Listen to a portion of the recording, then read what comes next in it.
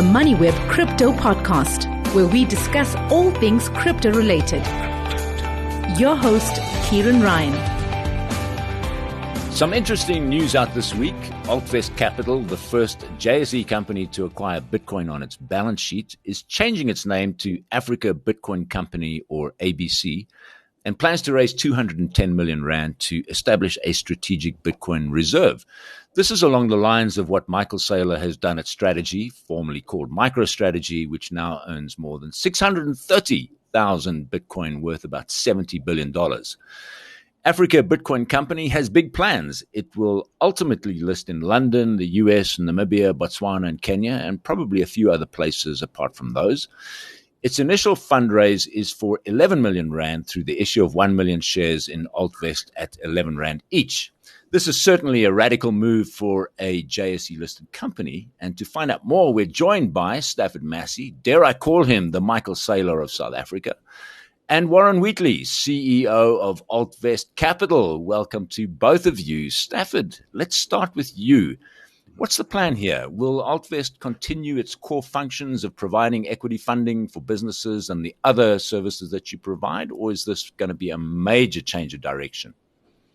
We can get into the specifics around what the company will be doing exactly, but in short, we'll probably get into the weeds of this in a little bit. The company will continue to operate and do what it's doing. Essentially, what it's doing is spawning a Bitcoin treasury and a set of securities associated with that. So we're raising capital through share issuance and share sale, and utilizing that capital to increment our Bitcoin treasury. So it's not dissimilar from the first iteration of MicroStrategy. It's not dissimilar from MetaPlanet. It's not dissimilar from the Smarter Web company. And some of these most successful equities that we've seen play out over the last 2 years in the world. So these Bitcoin strategy companies that you see in Japan, in Europe, in England, in the United States, they're the best performing equities in the entire world. And we can talk about why that's happening in a second. But what I'm really excited about here is that we're bringing to market Africa's first Bitcoin treasury company. And that's very, very exciting. So this will be the first on the African continent. The company is the African Bitcoin Corporation. And we're raising, as in the announcement, we're raising 210 million US dollars. So it's a few billion rand. And the intention of that is to aggregate and increment our Bitcoin treasury. So we're not just raising capital and running off to go and buy Bitcoin. What we will be doing in a very structured cadence manner will be incrementing that strategic reserve relative to our NAV, our MNAV. So we'll accretively dilute our shareholders and essentially increment our BTC yield as we buy more and more Bitcoin. And I think the difference that a lot of BTC folks out there, when there's a lot of Bitcoin folks out there going, why is this happening? Why would I buy your share versus buying Bitcoin? I don't think it's an either or. I think it depends on who you are as an individual. If you want to take some risk, you buy an equity like this. And the promise around this equity is, yes, it does come with more risk. So you are depending on Warren and myself and the company to accretively build up your BTC yield. And it is different from owning the hard asset where you own Bitcoin. And we want to say to everyone out there, if you want to own Bitcoin, go get Bitcoin, take it off the exchange, hold it in cold storage. I'm a Bitcoin maxi. We want you to keep doing that. But if you want to take a little bit of risk and go with us, and what we're going to try and do is work really hard as a business on accretively incrementing your BTC per share, then consider us. But I think what treasury companies typically do is unlock fixed income markets. So markets today that can't own Bitcoin. So pension funds, certain hedge funds, whoever those capital allocators are, there's lots of pools of capital that have no ability to touch Bitcoin from a regulatory perspective or actually from a practical perspective. We're very interested in unlocking those markets throughout the African continent and enabling them to get exposure to this asset class through our Bitcoin treasury play. We're very excited about that. So, and the reason they're very interested in Bitcoin is no different from the individual that's interested in Bitcoin. Debasement, the M2 money supply. You take a look at all the issues that the fiat currencies have in the world. Bitcoin solves that. It's hard. It's the hardest money or form of value that we've ever had as humans. Well, guess what? Large pools of capital understand that value proposition, and companies like the African Bitcoin Corporation, listed on the most liquid stock exchange on the African continent, enables us to provide tools, utilities, equities for those folks to purchase so they can have exposure to this asset class. Now, this is what we see happening from a capital flow perspective all over the world. This is why MicroStrategy is one of the most successful businesses in the world. That's why MetaPlanet, SmarterWeb, some of the best performing equities in the entire world, because there's locked up pools of capital that want exposure to hard money, things that cannot be debased, and all the value propositions of Bitcoin. And this is what we're all about. And I think what's very important outside of the economic elements, Warren and myself have grown up in colored townships in South Africa, right? We fundamentally believe in the value proposition of Bitcoin. When people say, your groceries are not getting more expensive, your money is getting weaker. We fundamentally understand that. The social qualms and challenges that he and I grew up in, me in Eldorado Park, him in another colored township, we grew up in these places, and we've seen what broken money does to societies. And this is our effort to step forward, to lean in, to keep Africa ahead, and to give us the opportunity to break the mold. And we fundamentally believe that, Bitcoin was made for us. If you take a look at all the companies that are doing this, like MetaPlanet, like Strategy, like SmarterWeb, these are Japan, England, the United States, France. These are incredible businesses. But the difference between us and them is that when Bitcoin goes up and down, it's an inconvenience.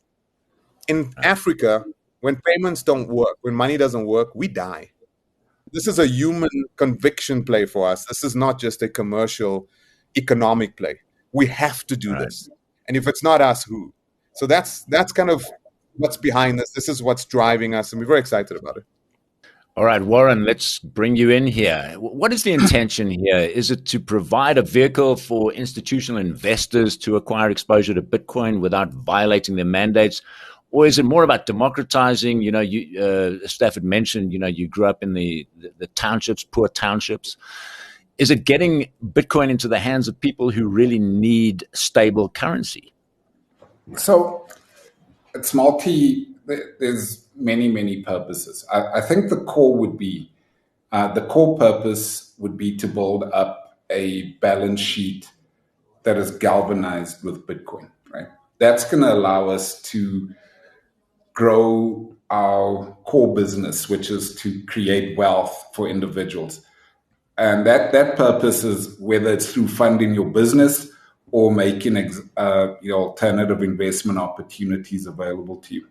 So in the same way, a bank or an insurance company props up their balance sheet with government bonds and gold and oil reserves, we want to do the same thing, but with the hardest asset known to man and that will ever exist. So think of any bank or insurance company, and instead of government bonds or treasuries, it's bolstered by Bitcoin. That's going to allow us to access pools of capital to pursue those initiatives that we want to do. And those primarily stay the same. It's creating wealth for the underbanked, for the under-resourced through our instruments. And people are still going to be able to access alternative investment opportunities, including Bitcoin. But most importantly, they're going to still be able to access capital markets through us and raise funding for their businesses. Now, why Bitcoin? We could speak for 2 hours on why that's the case. But one of the other items is that there are billions and billions in USD trapped on the African continent where people simply can't access Bitcoin in any shape or form. If you were a pension fund in Swaziland, it's near impossible to get Bitcoin. If you are a high net worth individual in Namibia, it's very difficult. You have to almost break certain of the rules in the country to get access to it.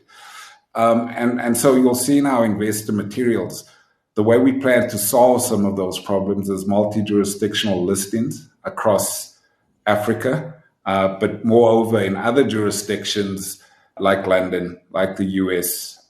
And so that we are this sponge that just absorbs capital from any jurisdiction in the world. That capital will be used to acquire Bitcoin, and that balance sheet will be used to access different types of capital and different types of investors who want to pursue the other investment strategies. So the flywheel works wonderfully. we strengthen our balance sheet, use it to raise capital from, a pension fund in Sweden that wants to create jobs in Africa, and are now satisfied that our balance sheet can support that objective. At the same time, your cousin in Boksburg can buy this asset and get exposure to it through his RA, as an example. And my cousins in Brakpan can do the same, and all that kind of stuff. So it's not a substitute for Bitcoin. There's no substitute for direct Bitcoin held in cold storage. That's not what these things are. Okay, I mean, it's just worth pointing out strategy stock price. I just looked at it now. They launched their Bitcoin reserve strategy in 2020. The stock price was about $14. Today, it's at $335. That's a gain of more than 2,200%. And of course, for many people, it's become a proxy for Bitcoin. And you've mentioned you should probably do both. You should have some Bitcoin and you should have some strategic reserve. But Stafford, please come back in here again. And you must have a sense of the appetite for this capital raise, 210 million. What do you expect the reaction to be? Well, to date, overwhelming. We've had a lot of folks interested in this capital raise, so we excited about it. We want to make sure that the values of the folks coming in match our values. So it's very, very important for us that we have value-based co-investors in this capital raise that understand that we're in this for the long run. They understand the fundamentals of Bitcoin, that we're not buying Bitcoin to immediately sell it. We are long-term holders of this asset, and the intention of creating this flywheel that Warren is talking about. And just to come back to who's this for, I think there's so many pools of capital out there in the world, but specifically in Africa, that lays locked. Now, we believe this will unlock them, number one. But if you're an individual, and I think this is where the Bitcoin maxis do struggle with these instruments a little bit. They're like, why would I own this? Is this not counter Bitcoin? I think there's a lot of people out there that are not cypherpunks. There's a lot of people out there that not your keys, not your coin, don't work for them. They're very scared of having a ledger stick with all their wealth on it, right? They just don't feel comfortable with that. So I think in the retail investor market, we believe there are folks that would find this attractive. So guess what? I can buy some of this equity, and this gives me exposure to BTC. I like that. I like the fact that I can hold this share, and it gives me that exposure. And I don't have to worry about keys. I don't have to worry about that. And it's not like an ETF either. There's no annual fee on it, so you're getting the max out of it. There are risks, sure. Traditional equity-based risks. You are trusting the company. We can do things wrong. All the things that typically go with an equity. But look, it is another avenue for you to own the asset. And I think if you take a look at the growth of this on a global scale, this is not going to go away. If you take a look at the amount of BTC being purchased right now by corporations in the world and by nation states in the world, it's outstripping retail investors at the moment. People are fleeing into this, and you got to ask yourself what's happening on a macro basis. And I think what's happening on the macro basis is, money printing. The money print is going crazy at the moment. We've seen the M2 money supply at all-time highs again. So if you want to escape debasement, if you're worried about political uncertainty, all the value props, then companies like us, it makes sense for us to expose ourselves to this asset class. Right. Warren, maybe you come back in now and just talk about the people that you're aiming with this capital raise. So you're going to be issuing shares at 11 Rand each. Who do you want to be participating in this? So we were quite deliberate about this particular cap raise. It's quite modest. It's 1 million shares at 11 Rand a share. So we get asked, your share prices this morning, 4.70. Why would anyone buy at 11? And just to deal with that particular issue, there's a lot of mischievousness on our exchange. Selling 10 shares at 4.80 a share is not an investment decision. It's not profit taking. It's someone being mischievous or malicious. So we've got to deal with that kind of stuff. So the 11 Rand is our net asset value from our last audited financials, and we believe a fair price for the opportunity you're about to embark on. $210 million may seem overly ambitious. Is that dollars or rands? Dollars. Dollars, right. Sorry, continue. what tea I'm drinking in the morning or what herbs I'm potentially smoking. What I can tell you is we overwhelmed with interest, and what we then decided to do, in line with Altvest's ethos, was to ensure that South African investors had a go at this, right? And so we wanted to do a small cap raise within our own markets first before we started allowing international capital in. I can tell you there's hedge funds in the Bahamas who want to throw money at this kind of thing, big sovereign funds that look at Africa and see that it's the next frontier for Bitcoin and just want to be in. So we wanted to stick to our knitting and make sure that South Africans, again, weren't excluded and Africans weren't excluded. So to answer the question just quickly and plainly, this is an offer for South African retail investors.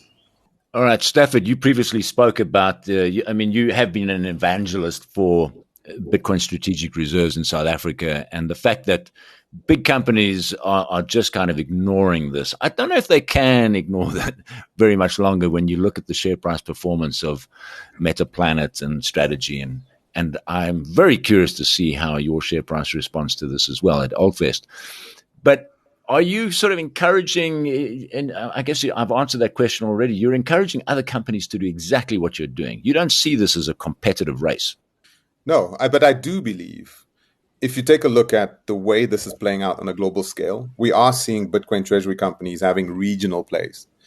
David Bailey, the head of Nakamoto, said it very clearly that we will probably see a leading company per jurisdiction in the world adopting the strategy. Why? Regulators are not really ready to let just anyone open up the gates to do this. I do think that you need to really understand Bitcoin at a very core level to do this organically properly. This is not just a bunch of finance guys getting together that have no understanding about Bitcoin and then putting something together and launching a treasury. I mean, you need to have an organic understanding. And so there's a certain team dynamic that's required. So there's regulatory clearance, there's team dynamics, and there is first mover advantage. So I do believe a lot of companies will look at this and ask themselves, should they do it? Should they take on the risk? Or perhaps it would be better for them to get exposure to our security versus doing a Bitcoin treasury play themselves. And we think it's going to kind of play out like that. I don't think we're going to see a lot of companies jumping at this right away. It's not easy. We didn't just do this in a week. It's taken us, more than a year to get to where we are today, ready to launch. There's still a lot more in our pipeline in terms of what we want to do relative to the strategy, but it takes a lot. It takes someone like with deep financial economic understanding like Warren getting together with me, like a Bitcoin maxi with my technological background, sitting down and really coming to grips with this. It took Warren a while, to orange ball Warren, but Warren did the work. He's put in, the 10,000 hours. He's a Bitcoin maxi now. But, you almost need that to happen. I would argue that in South Africa, I think particularly in South Africa, our business leaders, yes, in my individual capacity, I have engaged them. And they're very nervous about the asset. They don't understand it. And Bitcoin is not easy, right? Bitcoin, you need to kind of remove your ego. You need to get over a lot of hurdles to finally comprehend what this asset class is all about. And you got to do the work. And I've been doing that in my personal capacity. All the conferences that I present at, I work very closely with the regulators and individuals at the South African Reserve Bank, IFWG, the JSC itself. And, I think we've been given the opportunity to do this by these regulators because of the relationships. And it does require a lot of relationship building and trust to get to this point too. So we're excited about it. I don't think we're going to see a lot of these companies. I think maybe we'll see another one in North Africa. We've heard murmurings about something happening in North Africa. That's an interesting one. But the North African one will be more of a Middle Eastern play. I think we represent Africa, broadly speaking, from a sub-Saharan perspective. So anywhere from Nigeria all the way down, if you're listening. But besides that, if you take a look at the pure fundamentals, where else would you be doing this in Africa? There is no other exchange with the liquidity like the JSE in Africa to do a Bitcoin treasury play. So when we looked at that on a fundamental basis, there's just nowhere else you can do it. You can't do it in Ghana. You can't really do it in Kenya. You can't really do it in Nigeria. The capital flows exist on our exchange. Also, our market structure, our regulators, our rule of law, our general stability, economically speaking and politically speaking, does lean into South Africa being the central point. And we want to do this. So it's not just going to be a Bitcoin treasury play in the pure sense. We'll work that in all the ways that we need to work it from a machinations perspective, but we want to see Bitcoin conferences happening here. We want to be, custodians of education, teaching people about Bitcoin and what Bitcoin is and holding Bitcoin in your individual capacity, etc. But if you're uncomfortable with it, guess what? Here's an option for you to consider. If you're a business out there and you're considering a Bitcoin treasury, you can do that. Altvest started off as just a Bitcoin treasury, right? We just bought Bitcoin to have on our balance sheet. And guess what? That one Bitcoin that we bought was Warren testing the water to see what this is all about. And the best performing asset class in Altvest Capital since we bought it is Bitcoin. It outperformed everything else in terms of performance. So this just having it on your balance sheet is accretive. It's valuable. What we're doing here is saying we're going to increment it by issuing out shares in an accretive dilutionary manner. We're going to continue to aggregate that. And that's a Bitcoin treasury company, not just having Bitcoin in your treasury. So that's the fundamental difference here. And we think the market's ready for it. And the excitement that we see happening, especially from investors, is extraordinary. Warren, I want to ask you this question. I mean, I'm just looking at Michael Saylor and strategy and what he's done. Of course, he's got very creative and adventurous in the way that he started issuing debt instruments, borrowing massive amounts of money to buy Bitcoin. Is this part of the play?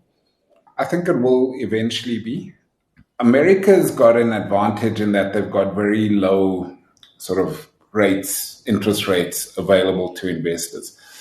So your next best product is treasury or T-bills. And so while there's a very, very deep fixed income market in the US, the rates are very low. So when Michael Saylor issues a preference share at 10% per annum, backed by Bitcoin, that's the mechanism I explained earlier. He had the biggest IPO since in decades on the NASDAQ, where he raised over $2 billion, right?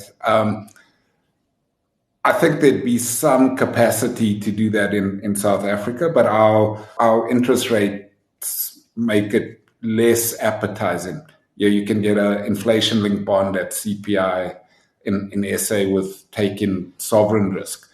So we would need to up the ante. We'd need to get our interest rates up the risk curve, but categorically, it's part of the play.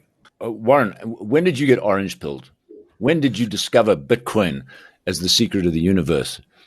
I'm very embarrassed about this, and I've noticed that Maxi's put almost the date of their baptism on their CVs, and mine's quite recent. It would have been as late as 2023. Now, that's when I became orange-pilled. Also, I don't think I'm allowed to say this in front of Stafford, but I've owned ETH and all the other shit coins. I've done NFTs and everything else.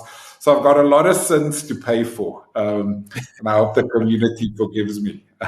But I have been baptized. I'm orange-pilled. I'm good to go. But it is quite recent. And I won't be backsliding at any point soon. But I think what's important is that we do get asked the question: are you going to do an Ethereum treasury? Are you going to do a Solana treasury? Absolutely not. Okay, we are a pure Bitcoin company. We believe in the fundamentals of Bitcoin. We do not believe in ETH and Solana and those treasuries at all on a fundamental basis. We don't understand them. We understand Bitcoin. Bitcoin makes sense to us, and it'll be solely and utterly always Bitcoin. All right, gentlemen, we're going to leave it there. Thanks very much. I wish you the very best of luck with this new direction that the company is taking. And we're going to follow this space with great interest. It's exciting times. First in Africa. It's an awesome... First in Africa.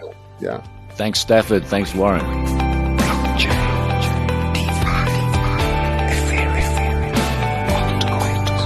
The Moneyweb Crypto Podcast, where we discuss all things crypto related. Your host, Kieran Ryan.